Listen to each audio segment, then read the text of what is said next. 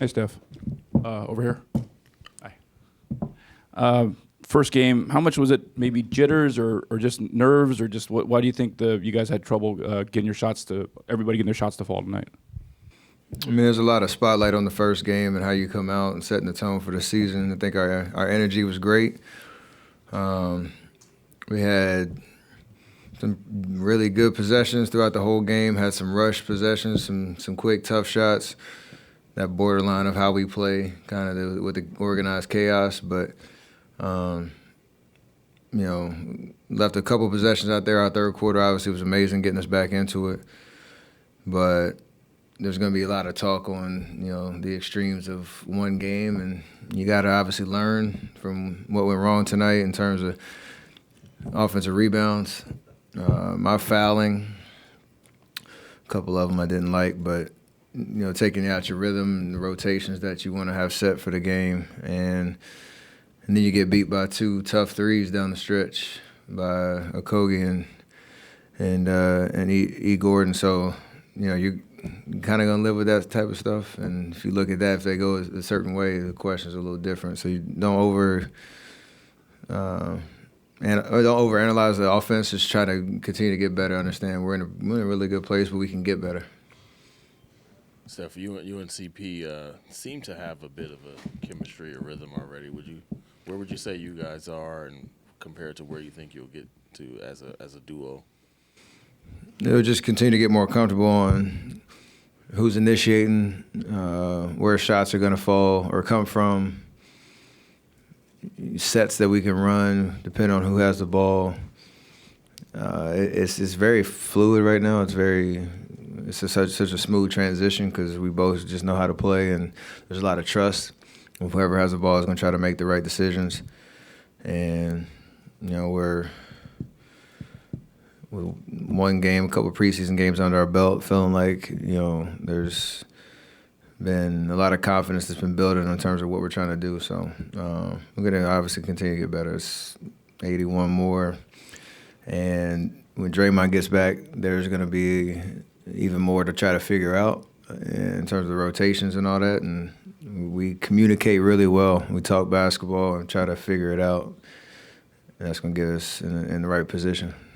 Steph, before the game, mentioned that he's not going to know for sure who's going to close the games until it gets down to the end. Clearly how deep this team is. You've had some of that before, but tonight you have Kuminga closing basically. You have GPE getting a lot of those minutes. How much is it on the front of all you guys' minds that, like, this is, it's not going to be a set rotation. Some guys are not going to, who maybe are used to closing, aren't going to close some games. Is that just something that you are aware of, top of mind? It's different. It speaks to our depth and the options that we have. We did talk about it before the season.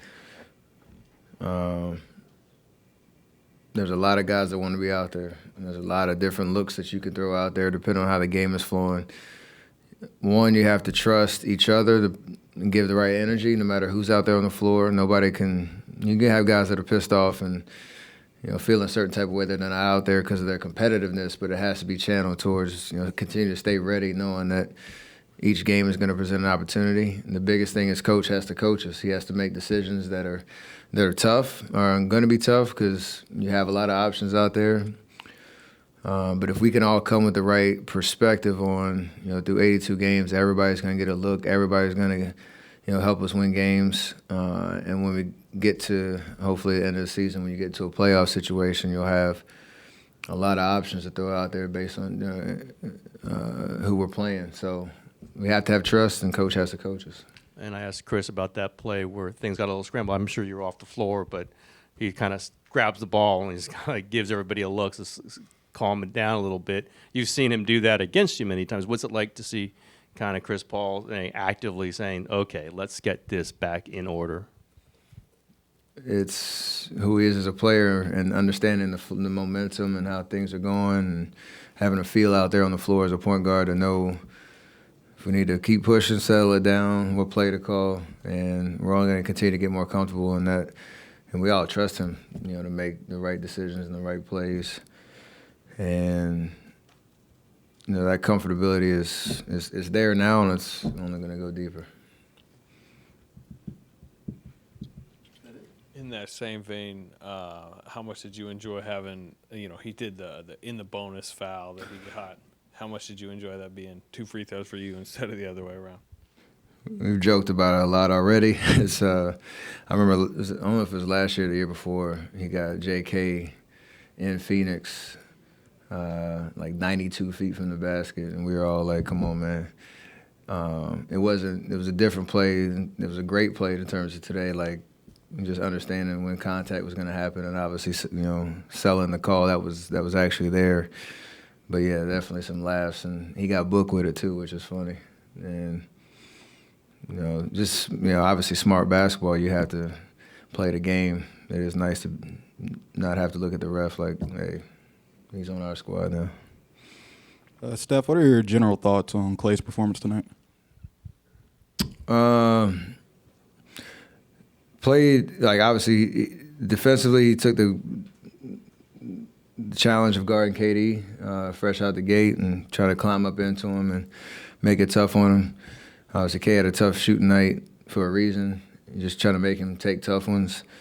I know everybody's going to talk about our shooting percentage and, try to single out him and whatnot. This going to come. We got so much faith in Klay. Like, just have fun out there, take the shots he knows he's supposed to take, and they're going to fall.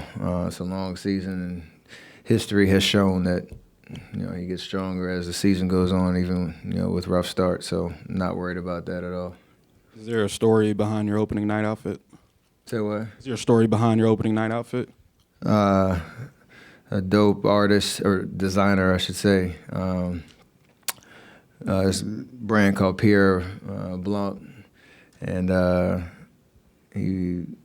it's cool to actually have a platform, and obviously what they see us walk in the tunnels and have a young black designer that is on the rise and has some heat with it, and for him to make a tailored outfit for me. So we'll have cameras out there, you might as well use it.